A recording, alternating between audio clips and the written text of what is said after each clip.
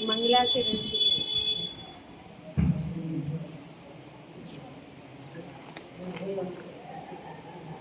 मंगलाचरण के लिए सब लोग अपने अपने हाथों को जोड़ लीजिए। ओंकारं बिंदु संयुक्तं नित्यं ध्यायन्ति योगिनः कामदं मोक्षदं चैव ओंकाराय नमो नमः। ओंकाराय नमो नमः। पंच परमेष्टि भगवान की जय। 1008 श्री कुंथुनाथ भगवान की जय। परम पूज्याचार्य श्री आदि सागर महाराज की जय। आचार्य श्री महावीर कीर्ति महाराज की जय। आचार्य श्री विमल सागर महाराज की जय। आचार्य श्री तपस्वी सम्राट सन्मति सागर महाराज की जय। आचार्य गुरुवर सुंदर सागर महाराज की जय। अहिंसामय विश्व धर्म की जय। चितवाणी माता की जय।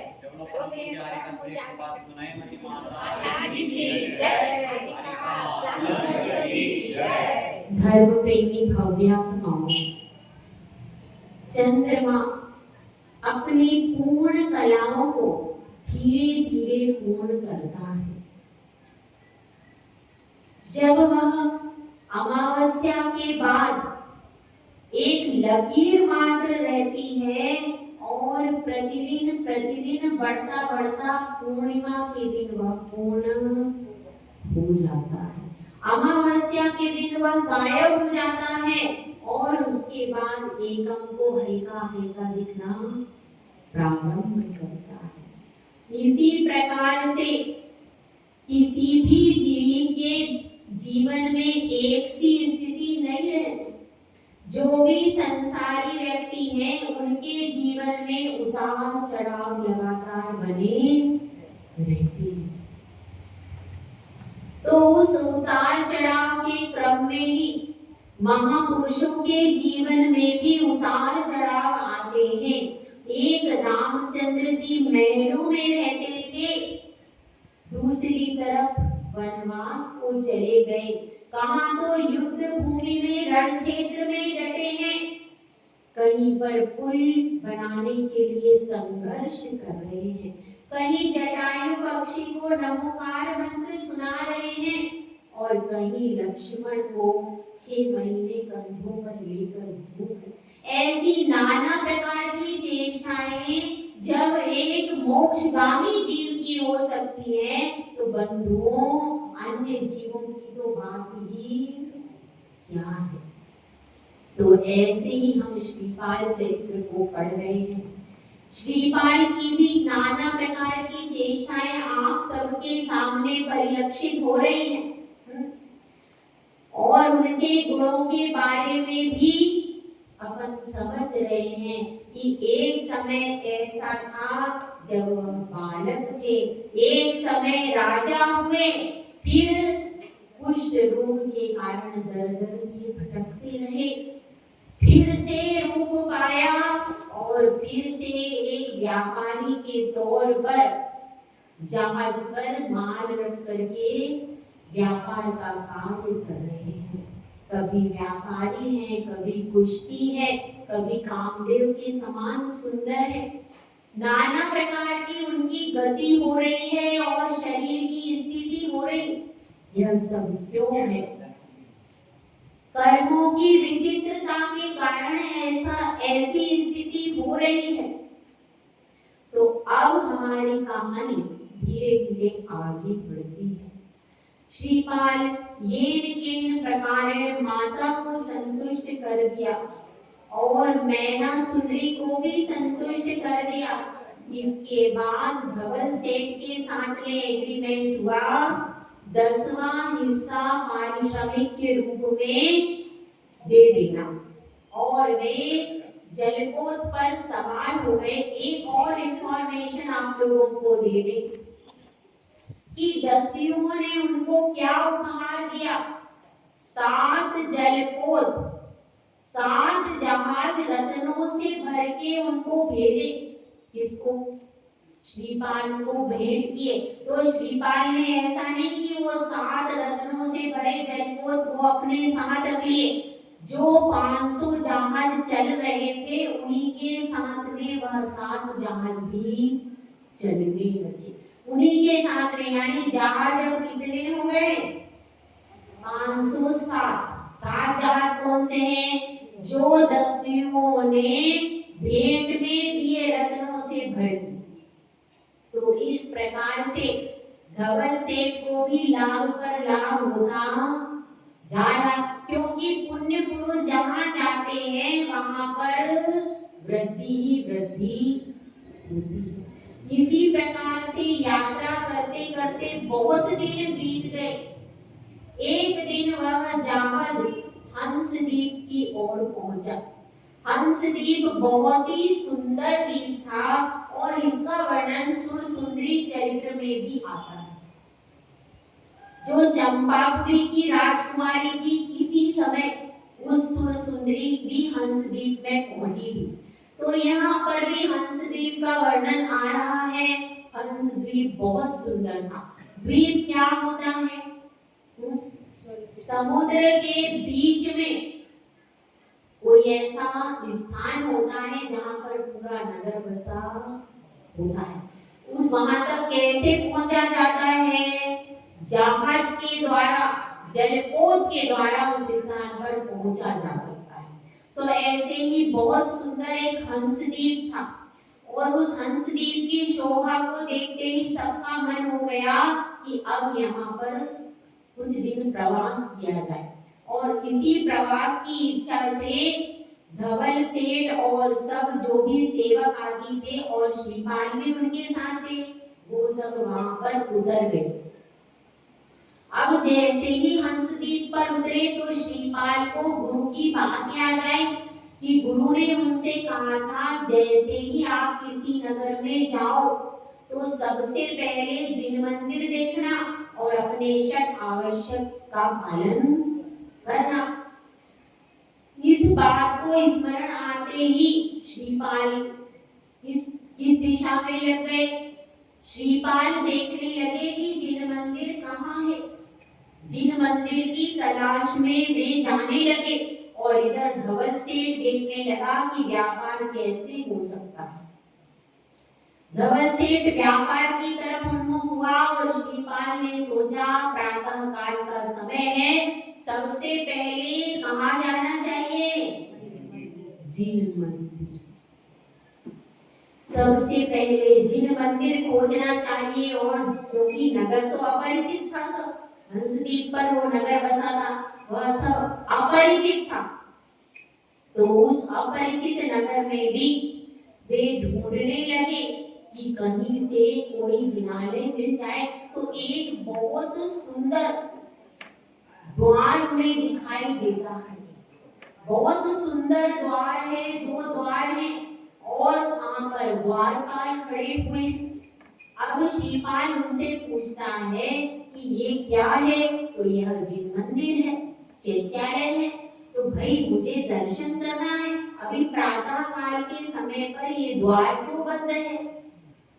मुझे दर्शन करना है। तो क्या कहते हैं द्वारपाल? कहते हैं ये बहुत दिव्य सहस्पूर्ण जिनालय है और इसके द्वार भी परीक्षा की दृष्टि से बनाए गए हैं। कई वीर सुभट इस पर अपने बल का प्रयोग कर चुके हैं, लेकिन यह द्वार खुला नहीं है। तो जब श्रीपाल यह सुनता है तो वह कहता, मेरी तो दर्शन की उत्कट अभिलाषा है, मैं भगवान का दर्शन करना चाहता हूँ। और वे सिद्ध यंत्र की मन में आराधना प्रारंभ कर देते। पूरी एकाग्रता से अपने हृदय कमल पर सिद्ध यंत्र बनाते हैं, सिद्ध यंत्र को विराजमान करते हैं और उनकी आराधना करके जब पूर्ण एकाग्रता हो जाती है तो ओम नमः सिद्धम ऐसा कह करके कपाट पर हाथ रखते हैं मात्र। और कपाट बहुत जोर की आवाज से, क्योंकि वो वज्र कपाट थे, बहुत जोर की आवाज होती है और वह वज्र कपाट एकदम खुल जाते हैं। अब वे वज्र कपाट खुलते हैं। श्रीपाल ओम जय जय जय निस्सही निस्सही निस्सही करके कहाँ चले जाते हैं? मंदिर के अंदर जाते हैं। और भगवान का दर्शन इतने, उसमें कैसे भगवान थे, बहुत सुंदर मणिमय प्रतिमाएं थी, एकदम सुंदर प्रतिमाएं थी। उन प्रतिमाओं का दर्शन करके अब श्रीपाल को लगता है मेरे नेत्र आज पवित्र हो गए। जो ऐसे दिव्य मंदिर का मैंने दर्शन किया है, उन वहां पर चैत्यालय में दर्शन करते और दर्शन करने के बाद वे स्तुति करते हैं भगवान, क्योंकि उनको क्या करना था, षट आवश्यक का पालन करना था। और स्तुति करते हैं। स्तुति करने के बाद में वहां देखते हैं कि कोई जिनवाणी हो तो उन्हें स्वाध्याय कर लूं। और स्वाध्याय के लिए जिनवाणी देखते हैं और उनके हाथ में अष्टद्रव्य लेकर के गए थे, अष्टद्रव्य आदि लेकर के गए थे, जल आदि लेकर के गए थे। तो जल से भगवान का अभिषेक करते हैं और बड़े भक्ति भाव से अष्टद्रव्य सजा करके पूजन करना प्रारंभ कर देते हैं। और वे तो संगीत में, गायन में, सभी कलाओं में पूर्ण निपुण थे। तो बहुत सुंदर सुंदर गायन करके भगवान की पूजा करने लगते हैं। इधर यह उनकी पूजा का मंगल कार्य हो रहा है। वे तो सब पीछे की बातों को नहीं जानते हैं, लेकिन इसके मंदिर का पीछे का भी एक विशेष इतिहास है। हम सब आपको उस इतिहास की ओर ले चलते हैं। इस द्वीप का राजा है कनककेतु और उनकी रानी का नाम है कंचनमाला। इन दोनों के एक पुत्री है रैन मंजूषा और 2 राजकुमार हैं। जब रैन मंजूषा विवाह के योग्य हुई तो उसके विवाह की चिंता राजा कनककेतु को सताने लगी और उन्हें उसके योग्य कोई भी कुमार जचता नहीं था कि जिस प्रकार से ये रूप और गुण की खानी है, इसी के हिसाब से राजकुमार होना चाहिए। जब उनको कोई भी राजकुमार उपयुक्त नहीं लगा तो वे मुनिराज की शरण में आते हैं और मुनिराज से प्रश्न करते हैं कि हे अवधि ज्ञानी महामुनिराज, मेरी कन्या के योग्य वर कैसे प्राप्त होगा? तो महामुनिराज अपने अवधि ज्ञान से बताते हैं, जो सहस्त्रकूट के कपाट खोल देगा वही तुम्हारी राजकुमारी का वर होगा।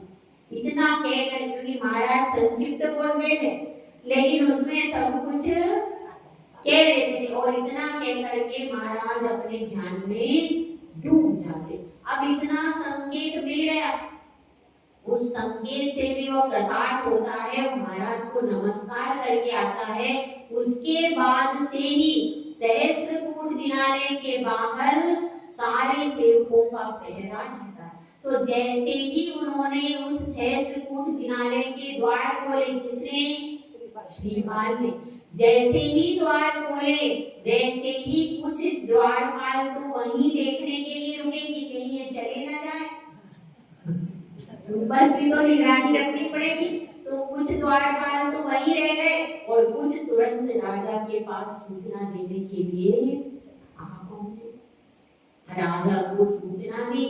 राजा एकदम हर्ष से विभोर हो गया कि आज वह शुभ दिन आया है जब मैं अपनी योग्य कन्या का पाणी ग्रहण संस्कार करूंगा। अब वह विवाह की शुभ घड़ी आ गई। वह अत्यंत प्रसन्न होता है और फिर सुसज्जित होकर के घोड़े पर सवार होकर के कहाँ जाता है? सहस्त्रकूट जिनालय की ओर अपने सेवकों को लेकर के वहां पर जाता है। अब वह देखता है श्रीपाल क्या कर रहे थे? पूजा कर रहे थे। वे तो अपनी पूजा आदि कर रहे हैं तन्मय भाव से। उनको कुछ मालूम है क्या? उनको कुछ नहीं मालूम है कि आगे क्या होने वाला है।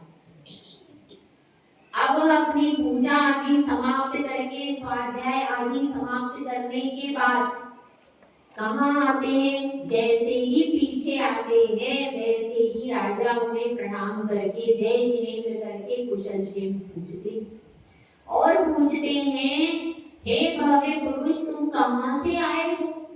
जब इस तरह का प्रश्न होता है तो श्रीपाल सोचते हैं मैं अब इन्हें क्या बताऊं। यदि मैं अपना परिचय भी दूं तो मैं प्रूव क्या दूं, मेरे पास कोई प्रमाण तो है नहीं कि मैं चंपापुर के राजा हरिदमन का पुत्र, ये सब मैं बता तो दूं लेकिन मैं अपने मुख से अपने बारे में क्या कहूं, क्योंकि महापुरुषों की क्या गुण होते हैं, महापुरुष अपने मुख से अपने गुणों का बखान नहीं करते, तो मैं किस प्रकार से, इसलिए वे मौन रह जाते, कुछ भी कहते नहीं है। जब वे कुछ नहीं कहते, देखिए पुण्य का योग, वहां पर दो अवधि यानी मुनिराज उसी समय दर्शन के लिए आ जाते और सहस कूट जिनालय के कपाट खुले देखकर वहां पर मंदिर में दर्शन करने आते। तो अब वे मुनिराज आते हैं, उनकी स्तुति करते हैं। कौन कौन? श्रीपाल और कनककेतु राजा और उनका परिकर सब वहां पर स्तुति आदि करते हैं, मुनिराज को नमोस्तु करते हैं। उसके बाद मुनिराज बहुत सुंदर धर्म का उपदेश देते हैं। धर्म का उपदेश जैसे ही पूर्ण होता है उसके बाद राजा कनककेतु हाथ जोड़ करके मुनिराज से प्रश्न करते हैं कि हे मुनिराज आप हमें बताइए ये कौन भव्य पुरुष है।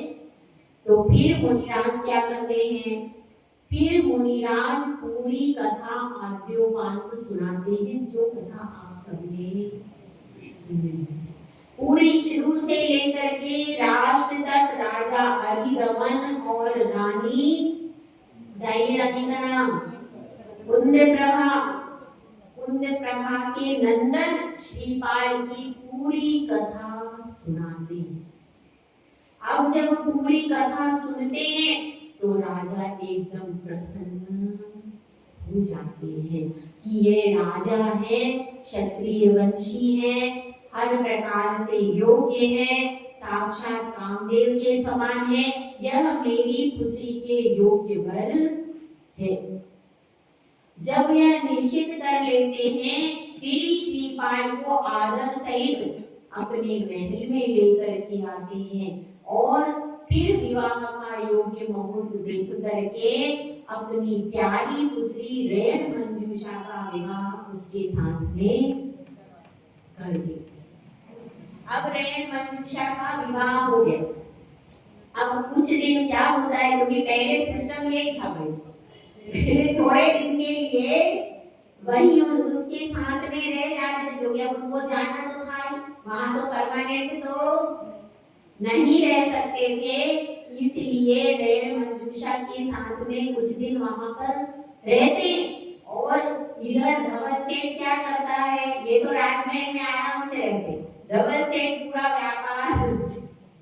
पूरा व्यापार करता है धवल सेठ, और उतने दिन तक वह वहां पर व्यापार करता है।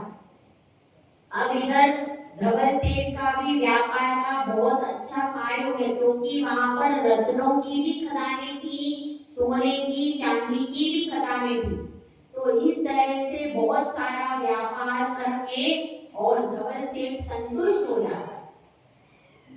और अब फिर जाने की बेला आती है। जब विदाई की बेला आती है तो अब रेण मंजूषा की भी विदाई होगी, रेण मंजूषा की भी विदाई की जाती है।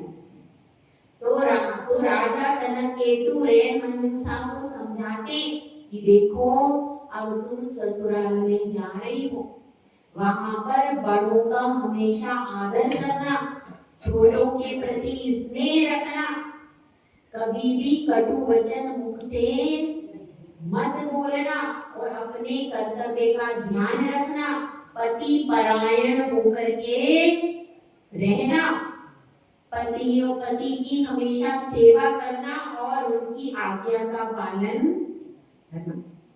करते कि नहीं अपन आज्ञा पालन करवा लेते हैं, कर लो या करवा लो, अब अपन उल्टा ही समझते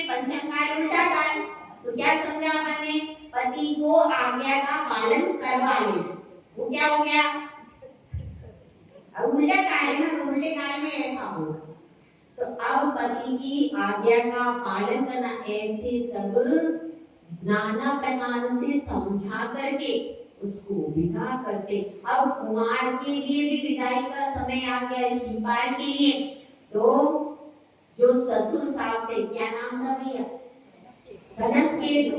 उनका हृदय एकदम गदगद हो जाता है।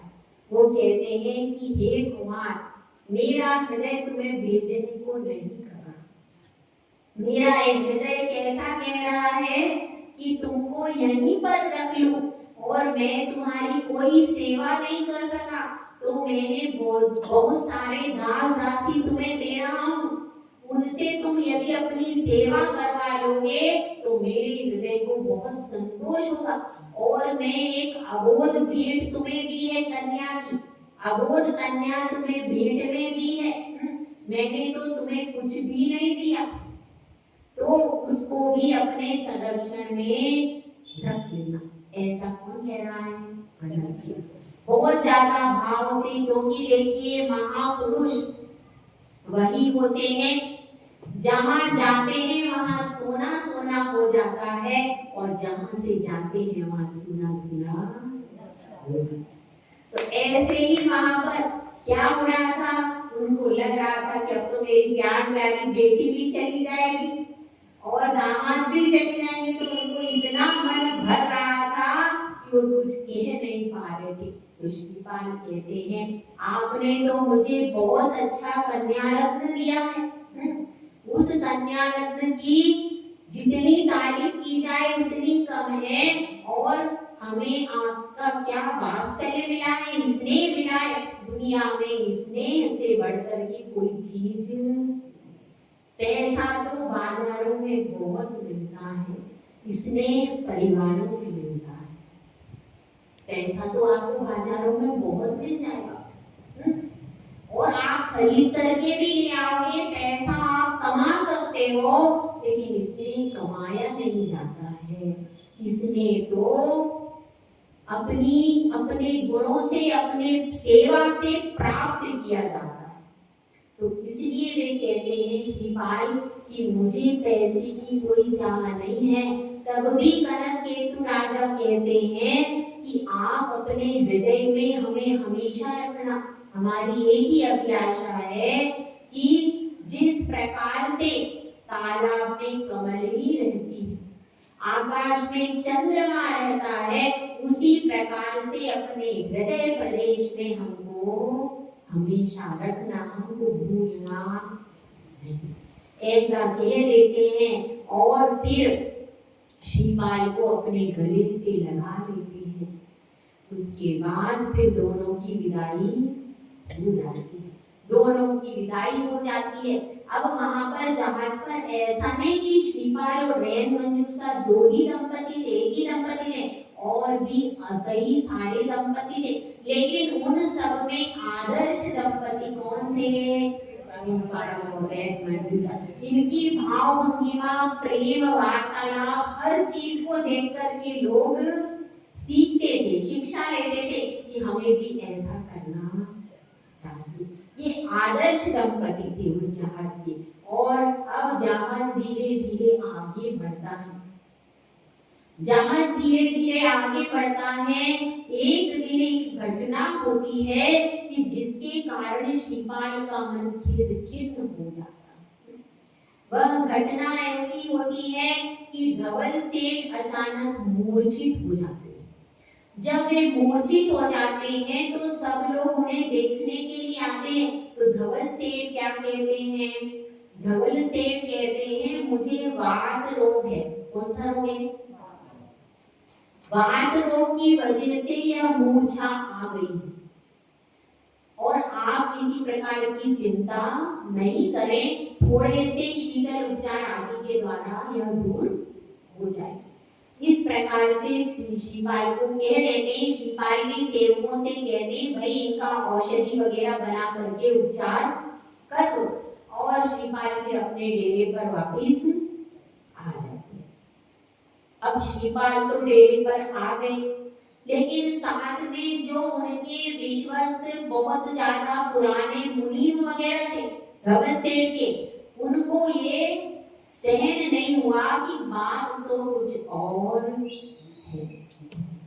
ऐसा वह कहते हैं और धवल सेठ के पास आकर के पूछते हैं कि हे स्वामी, आप हमें रियल बात बताइए ताकि रोग का सही उपचार हो सके। यदि रोग ज्यादा बढ़ गया तो फिर उपचार होना संभव नहीं होगा। इस पर धवल सेठ जब देखते हैं मुनियों को विश्वस्त और पुराने हैं, तो वह अपने मन की बात कह देते हैं कि मेरे मन में तो उस परम सुंदरी ने घर कर लिया। जब तक वह सुंदरी स्त्री नहीं मिलेगी तब तक मुझे शांति होने वाली नहीं है।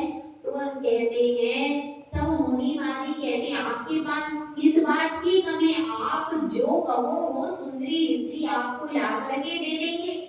आप बताइए किस नगर की है वो, किस नगर की राजकुमारी है, किसकी कहाँ की सेठानी है, कहाँ का क्या, आप हमें सारा वर्णन दीजिए। हम उस परम सुंदरी को आपके चरणों में ला करके प्रस्तुत कर देंगे। आप हमें एक बार हमारी आज्ञा की परीक्षा तो कीजिए।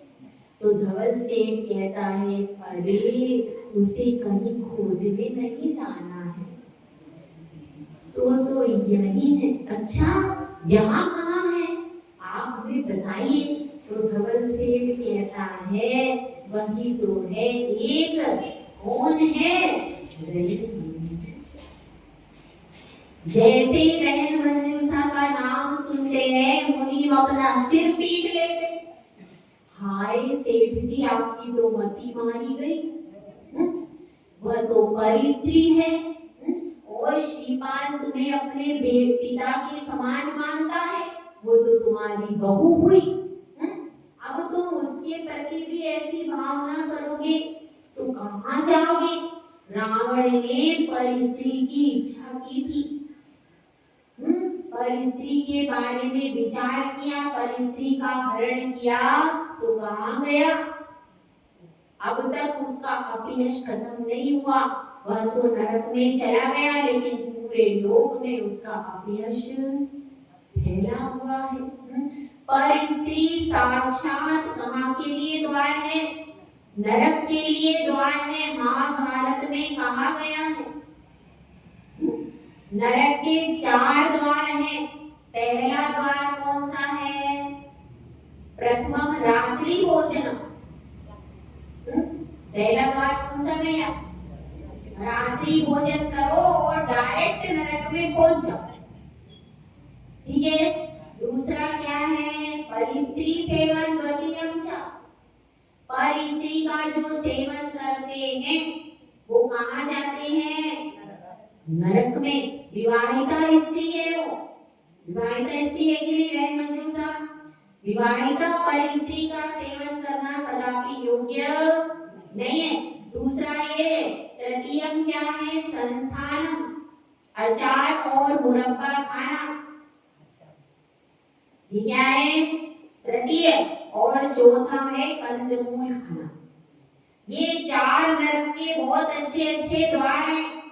जिसको भी नरक में जाना हो ये 4 द्वारों के प्रयोग से आराम से जा सकता है। कोई मना नहीं करेगा, नो एंट्री बोर्ड नहीं लगाएगा।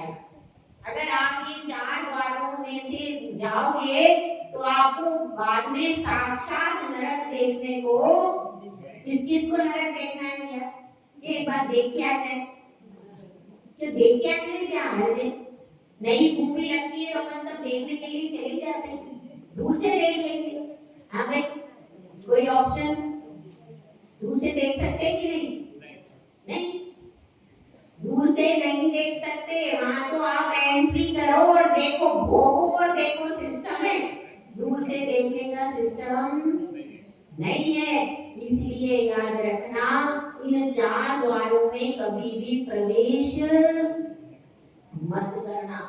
अब ये उसके सेठ के जो सलाहकार मुनि में वो उसको नाना प्रकार से समझाते हैं कि देखो कीचक की क्या दशा हुई, उसको भीम ने प्राणों से रहित कर दिया।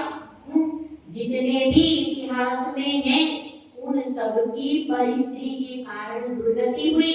पर स्त्री पैनी छुरी तीन ठोर से खाए। पर स्त्री कैसी है? पैनी छुरी के समान तीन ठोर से खाए। क्या जाता है? रूप जाए। पहले तो आपका स्वास्थ्य चला जाएगा, दूसरा क्या जाएगा? सम्मान चला जाएगा, और सारा धन आगे वो भी खत्म हो जाएगा। इसीलिए पर स्त्री कैसी है? तीन ठोर से खा लेती है, इसीलिए उसके ऊपर आप दृष्टि मत डालिए। नाना प्रकार से मुनि ने समझाया, लेकिन उसकी समझ में कुछ नहीं आया। जब बुद्धि भ्रष्ट हो जाती है, विनाश काले विपरीत बुद्धि, जब विनाश काल आता है तो बुद्धि विपरीत हो जाती है। तो यहाँ पर भी उसकी विपरीत बुद्धि हो गई, तो धवल सेठ ने एक भी बात मानी नहीं, और उसकी दशा दिन प्रतिदिन बिगड़ती जा रही थी। जब इस तरह से सोचा तो मुनियों ने सोचा, भाई प्राण तो बचाने ही पड़ेंगे, क्या करें? तो उन्होंने एक उपाय किया। ठीक है, अब एक दिन क्या होता है, दूरवीक्षिक जो होता है वह कहता है बहुत बड़ा डाकुओं का दल आ रहा है। तो सब लोग कहते हैं कहाँ आ रहा है, कैसा आ रहा है, हमें तो कुछ दिखाई नहीं देता। तो श्रीपाल कहता है ठहरो मैं देखता हूँ, और वह मस्तूल पर चढ़ जाता है। चढ़ करके देखने लगता है कहाँ से क्या आ रहा है, डाकुओं का दल आ रहा है। तो जैसे वह मस्तूल पर चढ़ता है, वैसे ही मस्तूल को काट करके उसको समुद्र में गिरा देते। अब वह समुद्र में गिर जाता है। जब वह समुद्र में गिर जाता है तो चारों तरफ हाहाकार मच जाता है। स्वयं धवल सेठ रोने लगता है, चिल्लाने लगता है। पूरे सेवक क्या हो जाते हैं, रोने लगते हैं। सब तरफ हाहाकार मच जाता है। जब सब तरफ हाहाकार मच रहा होता है तो रेण मंजूषा पूछती है क्या हो गया है? धवल सेठ बहुत बीमार थे, क्या उनका स्वास्थ्य बहुत ज्यादा खराब हो गया? क्योंकि उनकी तबीयत खराब चल रही थी। तो वह क्या सोचती है कि धवल सेठ का ही स्वास्थ्य खराब हो गया है, इसलिए ये लोग हाहाकार कर रहे। इस तरह से जैसे ही वह बाहर आती है तो सेविकाएं उससे कहती हैं बहन अनर्थ हो गया। क्या हो गया? श्रीपाल तो समुद्र में गिर गए। वह दोनों कानों पर अपने हाथ रखती है और एकदम मूर्छित हो जाती है। देखिए कहां पर विपत्तियां आ जाती हैं। श्रीपाल ने पूर्व भव में जो जो कार्य किए हैं वो सब विपत्ति के रूप में उनके जीवन में आज घटित हो रहे हैं। अब यह सोचिए श्रीपाल तो जहां है वहां है, लेकिन इस अबला का कौन सहारा है? कैसे यह सती रेण मंजूषा कैसे अपने जीवन और शील को सुरक्षित करती है? कौन कौन सी आपत्तियों में यह घिरती है, लेकिन फिर भी अपने शील को कलंकित नहीं करती है। यह सब कैसे होता है इसको कल देखेंगे। जय बोलो जय सुंदर सागर महाराज।